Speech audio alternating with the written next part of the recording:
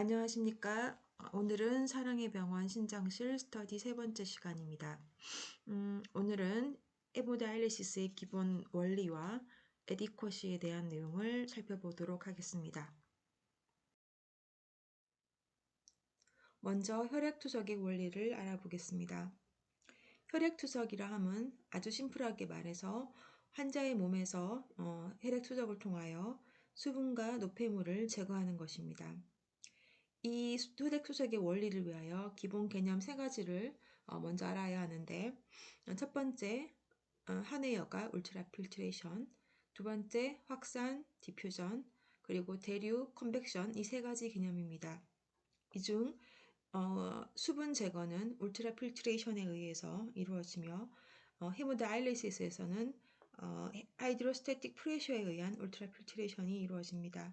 즉 투석 멤브레인을 사이에 둔 블러드와 투석액의 하이드로스태틱 프레셔 차이에 의해서 수분 제거가 이루어지는 방식입니다.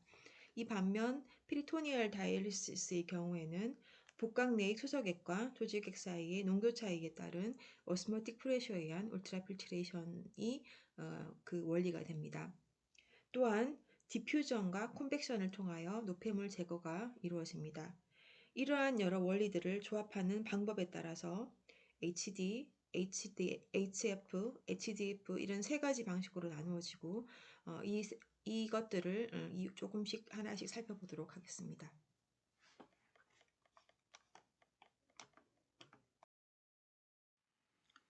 첫 번째 한해 여가입니다. 울트라 필트레이션이며 HD에서는 하이드로스태틱 프레셔에 의한 울트라 필트레이션이 이루어집니다.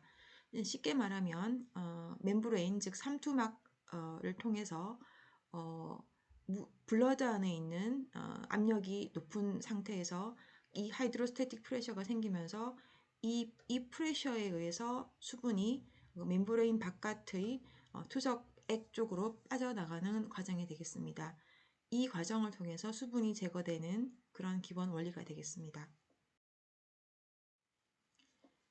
디퓨전입니다. 디퓨전은 확산이라고 얘기하고 쉽게 말하면 노폐물이 농도가 높은 곳에서 낮은 곳으로 이동하게 되어 있습니다. 투석막은 기본적으로 반투막이라고 하며 세미 퍼미어블 멤브레인이고 각 그 멤브레인에 구멍이 있는데요. 이 구멍보다 작은 분자는 이동을 할 수가 있습니다.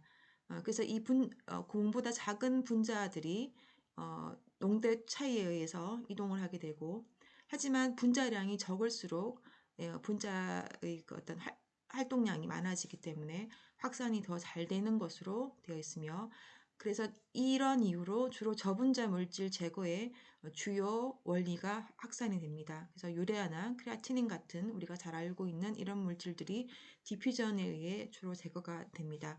그림을 보시면 붉은 부분이 블러드이고 바깥의 푸른색 부분이 투석액이 되겠습니다. 블러드에서 나온 환자의 피에는 크레아티닌 농도가 매우 높은 상태로 존재하고 투석액에는 크레아티닌 농도는 제로입니다. 따라서 블러드 내의 크레아티닌이 투석액 쪽으로 이동하는 그런 디퓨전의 과정을 보여주고 있는 그림입니다. 대류입니다. 대류는 컨벡션이라고 하며 이것 또한 용질을 제거하는, 요독을 제거하는 원리인데, 이건 디퓨전과는 달리 압력 차이에 의해 노폐물이 압력이 높은 곳에서 낮은 곳으로 이동한다는 것인데요. 조금 어렵게 느껴지지만 쉽게 말하면 UF가 이루어질 때, 아까 우리 울트라 필트레이션은 배웠었는데 UF에 의해서 수분이 바깥으로 이동할 때 용질들을 잡아 끌고 같이 이동하는 그런 것을 얘기를 합니다. 어떤 비유를 들자면 우리가 강물 같은 곳, 강물에서 굉장히 그 큰 아주 센 물결이 이제 움직이고 있을 때 그 안에 큰 물고기, 작은 물고기들이 한꺼번에 물과 같이 휩쓸려 가는 그런 것을 생각해 보면 되는데요. 그 원리와 같습니다. 그래서 디퓨전은 저분자의 물질이 더 이동하기 쉬운 원리인 반면, 대류는 용질의 그 분자량과 관계없이 다 같은 농도로 이동을 하게 되고, 이로 인해서 중분자 물질 제거에 유리한 그런 원리가 되겠습니다. 그래서 가장 대표적인 중분자 물질인 베타2 마이크로글로불린이 잘 제거되는 것으로 알려져 있습니다. 아래 그림은 이런 컴팩션을 이제 보여주는 그림이고, 마찬가지로 블러드에서 그 하이드로스태틱 울트라 필트레이션에 의한 이제 물이 이동하면서 용질이 같이 따라 움직이는 그런 과정을 보여주는 그림입니다. 조금 헷갈리죠? 그래서 이 대류와 확산을 다시 한번 살펴보면, 대류는 UF가 생기면서 발생하면서 물이 바깥으로 물이 투석액 쪽으로 이동하면서 그때 용질들이 같이 따라서 움직이는 그런 방식이고, 이것은 그 이제 소분자, 중분자 물질이 모두 같은 농도로 제거되는 그런 원리가 되겠습니다. 확산은 농도 차이에 의해서 이제 물질이 이동하는 것이고, 이것은 분자량이 작을수록 더 유리한 그 원리한 방식이기 때문에 소분자의 물질이 제거되어 중분자 물질은 이것으로 제거되지는 않습니다. 그래서 이 그림을 보시면 첫 번째 대류를 보시면 이제 오른쪽에서 왼쪽으로 블러드가 이동하는데 이 대류의 방식으로는 그 용질이 크던 작던 같은 농도로 이제 모든 같은 정도로 이 투석액 쪽으로 빠지는 그런 방식이고, 확산 같은 경우는 블러드가 오른쪽에서 왼쪽으로 이동하면서 작은 분자들만 이동하는 그런 것을 보여주고 있는 그림입니다. 그래서 다시 한번 디퓨전과 컴팩션을 한번 좀 다른 방식으로 비교를 해보았는데요. 이 그래프에서 보시면 가로축은 제거되는 용질의 그 분자량이고, 세로축은 그 클리어런스가 되겠습니다. 그래서 디퓨전의 경우에는 분자량이 작을 때는 굉장히 클리어런스가 높다가 분자량이 커질수록 점점점 작아지는, 급기야는 1000 정도의 분자량에서는 거의 이제 디퓨전이 이루어지지 않는 그런 방식이고, 컨벡션 같은 경우는 분자량이 크기에 관계없이 클리어런스가 일정하다가 드디어 이제 구멍 크기, 즉 이제 이게 만 정도가 기준이 되는데, 만으로부터는 이제 갑자기 이제는 더 이상 빠질 수가 없는 이제 크기이므로 클리어런스가 제로에 가까워지는 이제 그런 것을 보여주는 것이고, 이때 이 분자량이 한 만 정도에 해당하는 것이 베타2 마이크로글로불린으로 알려진 중분자 물질이고, 이렇기 때문에 우리가 지금 일반적으로 투석을 했을 때 요즘은 그냥 하이플럭스를 많이 사용하면서 베타2 마이크로글로불린의 그 제거도 많이 된다고는 알려져 있으나, 여전히 베타2 마이크로글로불린은 투석으로는 좀 제거가 덜 되는 물질임에는 분명하고, 이로 인해서 투석을 오래 하면 오래 할수록 베타2 마이크로글로불린이 축적되는 이제 상태가 이루어져서 이럴 때 이제 생기는 병이 아밀로이도시스라고 해서, 그래서 다이아리시스 릴레이티드 아밀로이도시스라는 병이 가끔 보게 됩니다. 그래서 피부에 이런 막 결절들이 생긴다든지, 그리고 하트 페일러 같은 그런 이제 시스테믹한 디지즈를 일으킨다고 알려져 있습니다.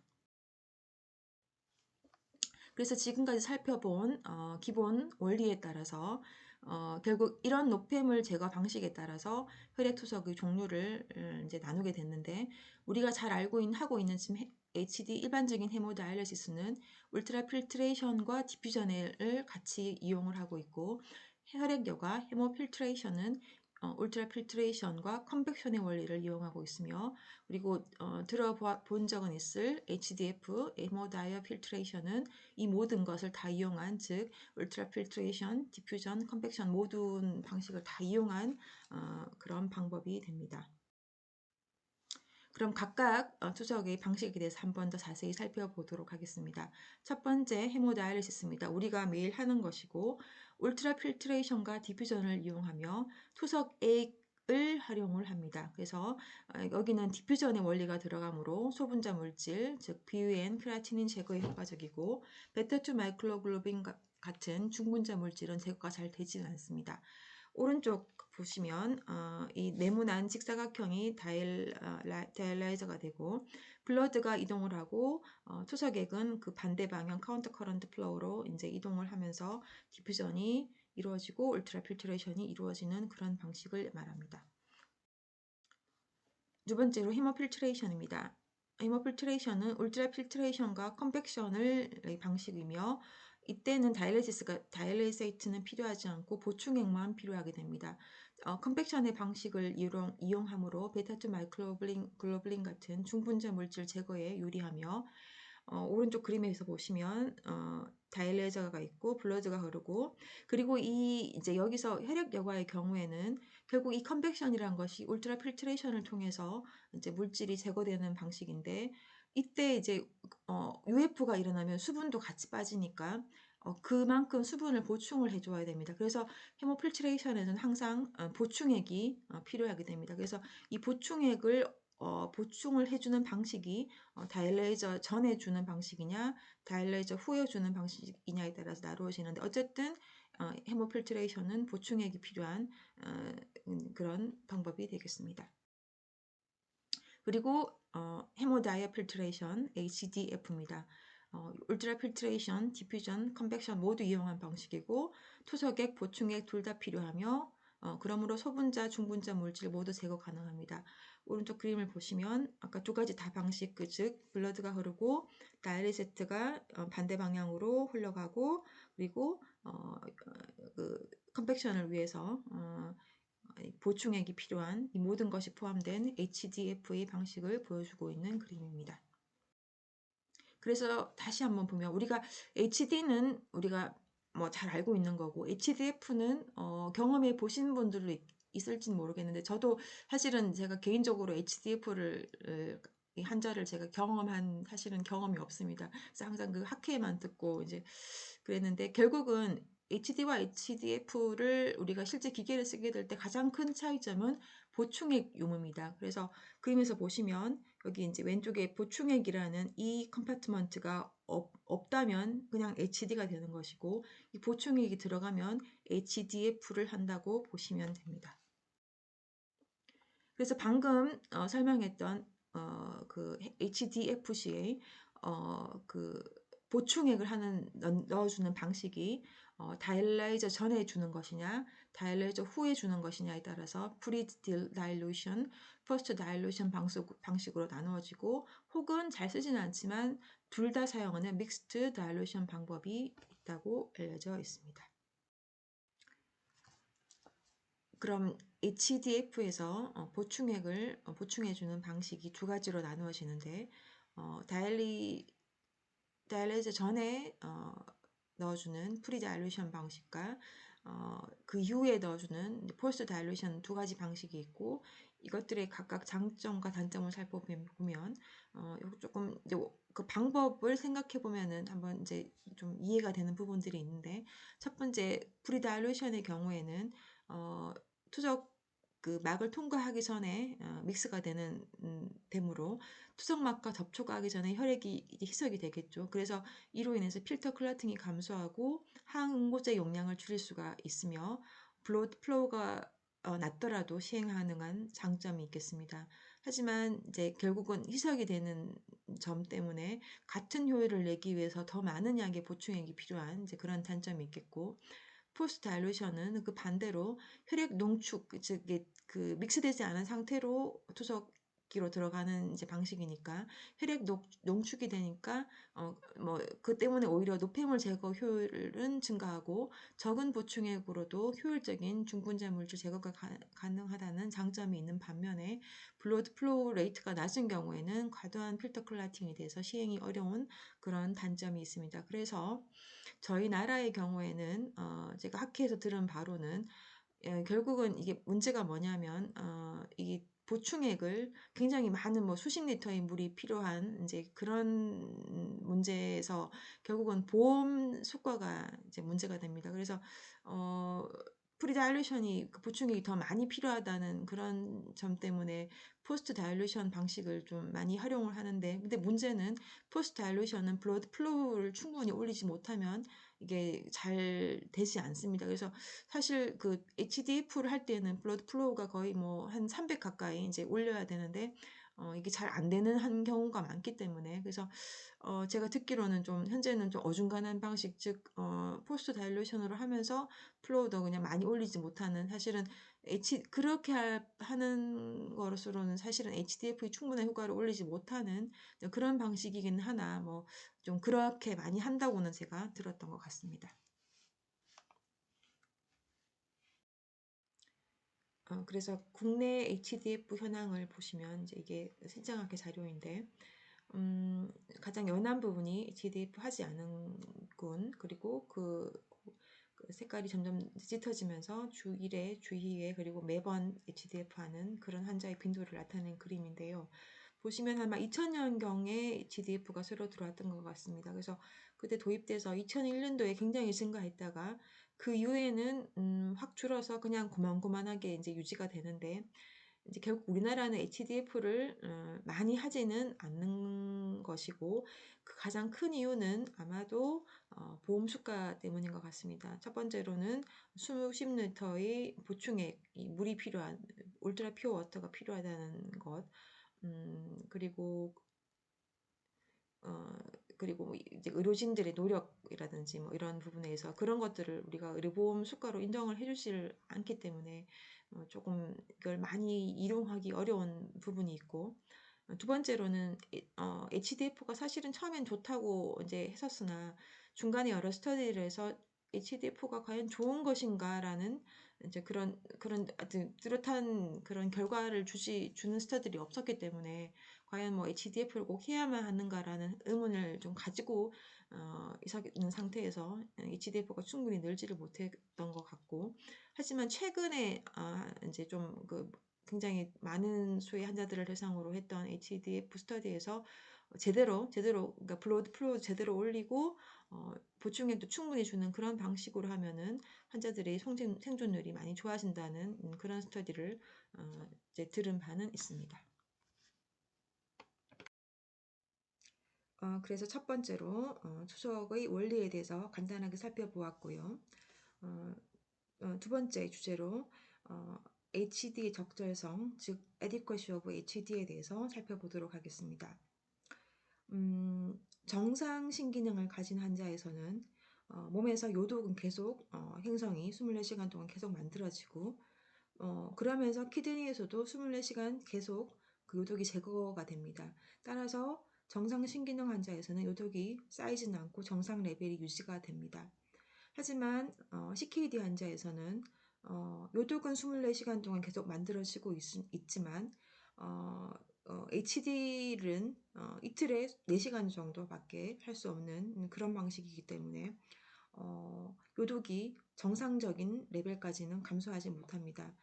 그렇다면은 얼마나 이 요독 수치를 내려줘야지, 얼마나 투석을 해주어야지 환자의 생존율과 그리고 삶의 질이 향상될 것인가, 이 부분에 대해서 이제 얘기하는 것이 투석의 적절성이 되겠습니다. 그래서 투석의 적절성을 얘기할 때 두 가지 부분을 이제 봐야 되는데요. 수분 제거와 요독 제거가 되겠습니다. 수분 제거는 아주 심플합니다. UF양, 그리고 투석 전후 몸무게를 재보면 뭐 분명하게 나오는, 뭐 직관적으로 알 수 있는 것이고, 요독 제거는 물론 우리가 랩을 하면은 비유엔 크라치닌 레벨이 떨어지는 것을 볼 수는 있지만 좀 더 적절한 이 과연 얼마나 요독이 제거를 잘 되는지 거기에 대한 적절성을 평가할 수 있는 지표가 이제 필요해지게 됐는데, 그래서 이것이 바로 HD의 에디쿼시를 얘기하는 것입니다.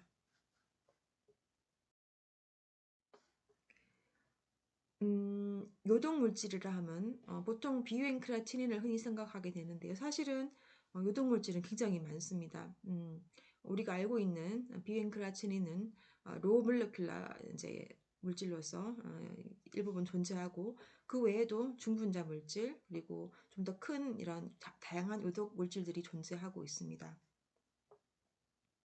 그럼 이 많은 요독 물질 중에 어떤 것을 기준으로 적절도를 평가할 것인지를 생각해 본다면, 그럼 어떤 조건의 요독을 수치를 평가할 것인지, 이제 그 기준이 첫 번째, 측정이 어렵지 않아야 할 것이고, 두 번째, 혈액 투석에 의해 제거되는 물질이어야 하고, 세 번째, 요독 증상 및 환자의 예후를 반영할 수 있는 어떤 그런 요독 수치여야 되겠습니다. 그래서 이것에 모두 만족하는 수치가 바로 유레아, 즉 BUN이 되겠습니다. 그래서 현재 임상에서 사용 중인 HD 적절도 검사는 이 BUN 농도를 이용한 유레아 리덕션 레이쇼 URR 그리고 KT 오버 V 이 두 가지를 투석의 적절도로 활용을 하고 있습니다. 첫 번째 URR은 이거는 아주 직관적으로 쉬운 이제 딱 보면 알 수 있는 것인데 투석 전의 BUN 농도를 구하고 투석 후의 BUN 농도를 구하여 그 차이의 감소한 부분을 백분율로 이제 바꾼 것입니다. 그리고 두 번째 투석 적절도의 지표로 KT 오버 V가 있는데 이것은 이제 URR과 비슷하지만 아주 머리 좋은 사람들이 이제 이것을 이제 유레아 카이네틱 모델링을 통해서 만든 지표입니다. 즉 K와 T와 V라는 세 가지 변수에 의해서 이루어지는 하나의 어떤 계산 공식을 이제 만든 것인데요. K는 투석액의 클리어런스입니다. T는 투석 시간이고 V는 요소의 분포 용적을 얘기합니다. 즉 이제 몸무게에 영향을 받겠지요. 그래서 이 세 가지 요소로 이루어진 투석 적절도 지수인 KT 오버 V가 되겠습니다. 그러면 KT 오버 V를 어떻게 계산하느냐는 이제 이 공식을 보시면 되는데 중간 보시면 복잡하긴 하지만 R과 T와 바디 웨이트 세 가지가 이제 필요하게 되는데 R은 투석 전 BUN 분의 투석 후 BUN 즉 URR과 좀 비슷한 개념이죠. 그리고 T는 투석 시간이고 바디 웨이트는 체중입니다. 그래서 이 세 가지를 알면은 KT 오버 V를 구할 수가 있습니다. 하지만 여기서 한번 좀 생각해야 되는 부분이 있는데요. BUN은 ICF 즉 세포 내와 혈관 내에 골고루 분포하게 되고 투과성이 높아서 쉽게 농도 평형을 이루는 그런 특징이 있습니다. 첫 번째 그림에서 보시면 세포 내 구역과 혈관 내 구역 이제 두 군데로 나누어 보았을 때 투석 전에는 BUN이 이 두 군데의 컴파트먼트에 같은 농도로 유지가 됩니다.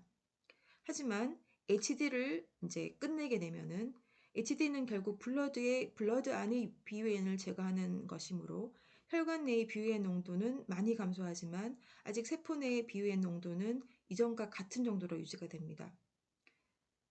세 번째 컴파트먼트를 보시면 혈액 투석 이제 종료 30에서 60분 후에는 상대적으로 높은 농도의 세포 내 BUN이 세포 바깥으로 즉 혈관 쪽으로 나오면서 농도 평형이 이루어지고 이로 인해서 혈액 내 BUN 농도가 낮아지는 현상이 일어나면 이것을 BUN 리바운드라고 합니다. 이런 BUN 리바운드 때문에 생각을 이제 해야 되는 것이 이 그래프에서 보시면 가로가 시간축, 세로는 BUN 농도입니다. 두 번째 2번 해당되는 것을 보시면 이게 투석이 이제 끝난 시점인데요. 투석이 끝난 시점에서는 BUN 농도가 가장 낮은 상태. 하지만 이때는 이 BUN 농도는 블러드의 농도이고 아직 그 셀 내의 BUN 농도는 높은 상태로 유지되고 있을 것입니다. 하지만 이내 3번으로 가보시면 높은 농도의 셀 내의 높은 BUN 농도로 인해서 이것이 ECF로 빠지면서 BUN 리바운드가 일어나고 BUN 농도는 올라가게 됩니다. 그래서 사실은 우리 몸에 임상적으로 중요한 BUN 농도는 아마도 3번, 세 번째 그림의 리바운드된 BUN이겠지만 실제 우리가 KTOV를 측정하려고 할 때 3번을 구하기는 쉽지가 않습니다. 환자가 시간을 이제 30분 정도 기다려야 되는데 그게 굉장히 어렵다는 것을 우리는 다 알고 있기 때문에 그래서 결국은 임상적으로는 2번 상태에서의 BUN 농도를 측정하게 되고 결국은 이때의 KTOV를 우리는 임상적으로 사용하고 있습니다. 그래서 이때의 KTOV를 한 가지 방, 두 가지 방이 아니고 한 가지 방으로만 된 KTOV라고 해서 싱글풀 KTOV라는 표현을 쓰고, 세 번째, 이게 농도 평형이 이루어진 후에 이제 KTOV를 equilibrate KTOV, 즉 EKTOV란 표현을 씁니다. 그래서 임상적으로 이제 사용하고 있는 싱글풀 KTOV와 생존율의 상관관계를 나타낸 이제 그림인데요. 그러니까 결국 얼마나 우리가 KTOV를 해야지 환자의 생존율이 증가할 것인가를 이제 알아보는 것입니다. 여기서 보시면 KTOV가 0.8에서 1, 1.2 이렇게 증가됨에 따라서 그 사망률이 이제 급격하게 감소하는 것을 볼 수 있는데, 하지만 1.2 이후부터는 KTOV를 아무리 올려도 거의 비슷한 정도의 사망률입니다. 따라서 우리는 KTOV를 1.2 정도는 유지하는 것이 좋겠다라는 그런 결론을 이제 가지게 됩니다. 그래서 실제로 지금 현재에서 이제 임상적으로 혈액투석 적절도 요구 기준은 싱글풀 KTOV 기준으로 1.2 이상이 되고, 아이디얼하게는 1.4 이상을 이제 유지하라고 되어 있고, 우리는 현재 1.2 기준으로 보통 사용을 하게 됩니다.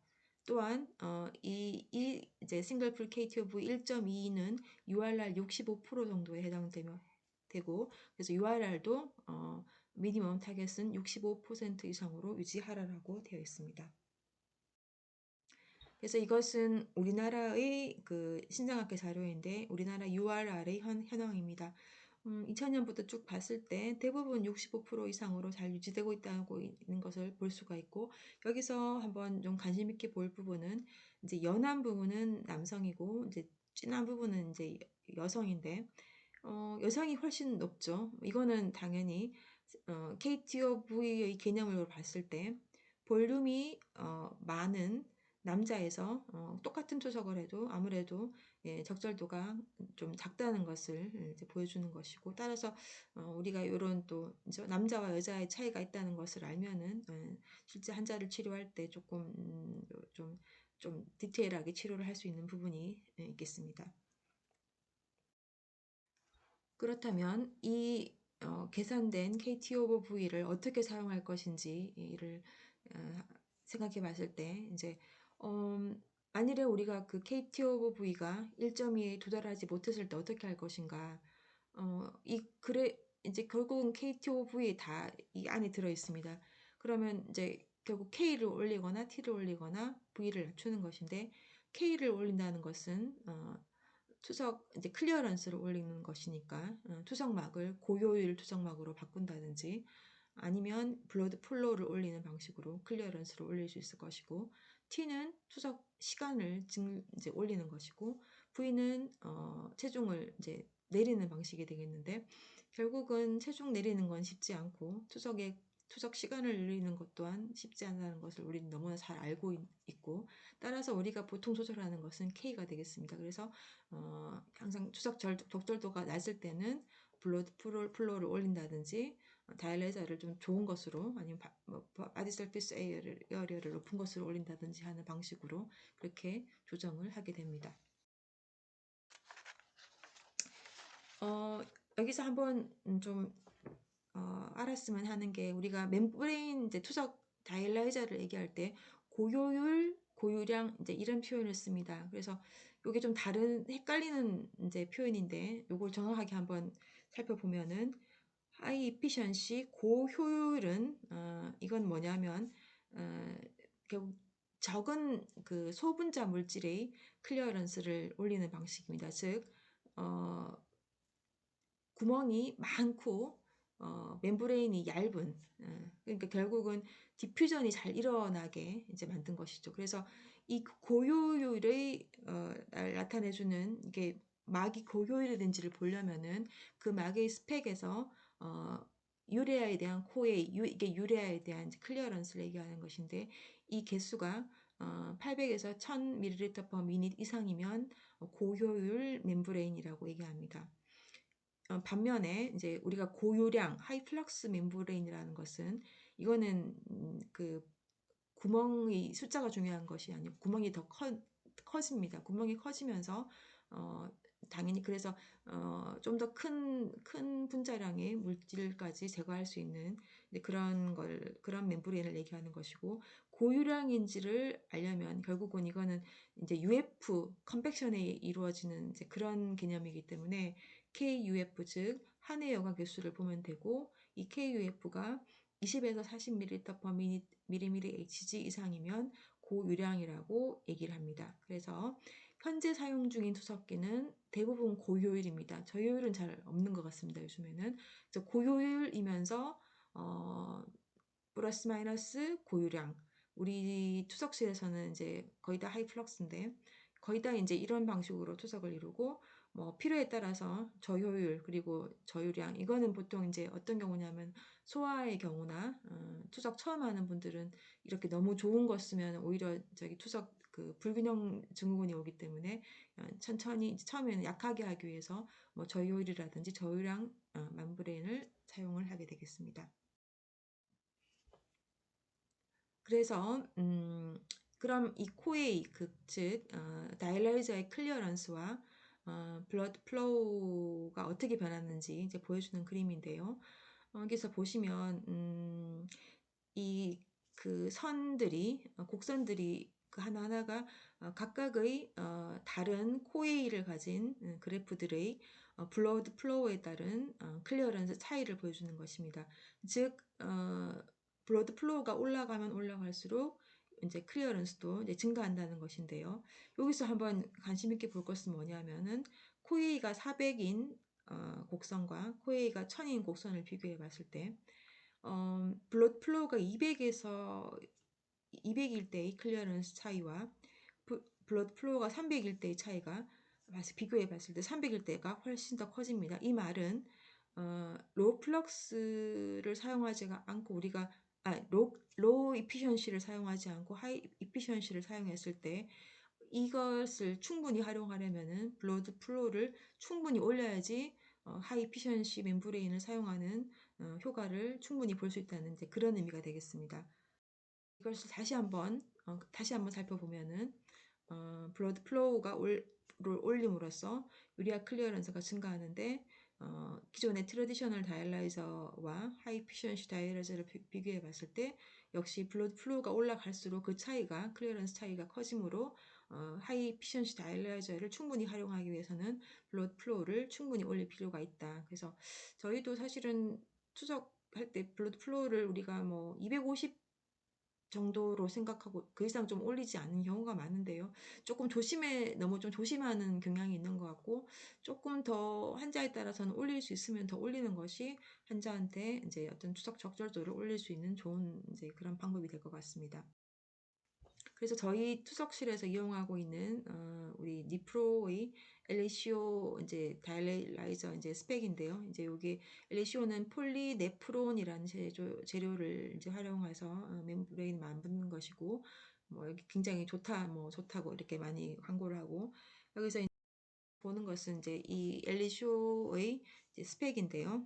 보시면 글씨가 좀 작아서 안 보이지만 보면은 이제 엘리시오 이제 0.9부터 0.9, 1.1, 1.3부터 2.5까지 이제 있고, 우리가 여기서 사용하는 우리가 1.3부터 쭉 봐보시면 이제 우리가 두 가지를 봅니다. 아까 하이 에피션시는 코이를 봐야 된다.